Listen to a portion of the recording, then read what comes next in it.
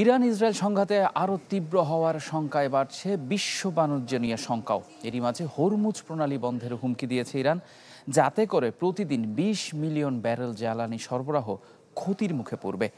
বিপাকে পড়বে চীন, যুক্তরাষ্ট্র সহ জ্বালানি আমদানি নির্ভর এশিয়ার দেশগুলো। ভৌগোলিকভাবে বিশ্বের তৃতীয় গুরুত্বপূর্ণ জ্বালানি সরবরাহের পথ হরমুজ প্রণালী।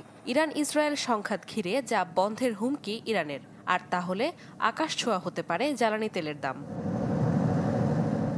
৩৩ কিলোমিটার চওড়া সংকীর্ণ এই পথে বিশ্বের মোট জ্বালানির প্রায় ২০% পরিবহন হয়। তথ্য বলছে ২০২২ সালেও পারস্য উপসাগরীয় দেশগুলি সম্মিলিতভাবে গড়ে প্রতিদিন ২.৫ মিলিয়ন ব্যারেল অপরিশোধিত তেল ও পেট্রোলিয়াম জাতীয় পণ্য রপ্তানি করে, যাদের সবচেয়ে বড় আমদানিকারক দেশ ছিল চীন।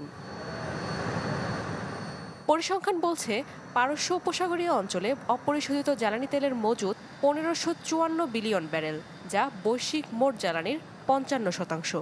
রয়েছে প্রায় ৪০% প্রাকৃতিক গ্যাসের মজুদও। ২০০১ সালের পর চীনের সাথে পারস্য উপসাগরীয় অঞ্চলের বাণিজ্য বেড়েছে ২৭%।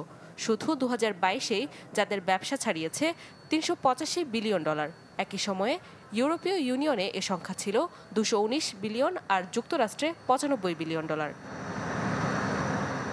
নতুন করে ইরান ইসরায়েল অস্থিরতায় হরমুজ প্রণালী বন্ধের প্রভাব যে বিশ্ব বাণিজ্যকে আবারও অস্থির করবে তাতে কোনো সন্দেহ নেই। নাদিয়া ইসলাম তুলি, চ্যানেল 24। ইলেকট্রা এয়ার কন্ডিশনার কম বিদ্যুৎ খরচে দেবে অধিক শীতলতা আর সেভিংসও হয়ে যাবে তাই।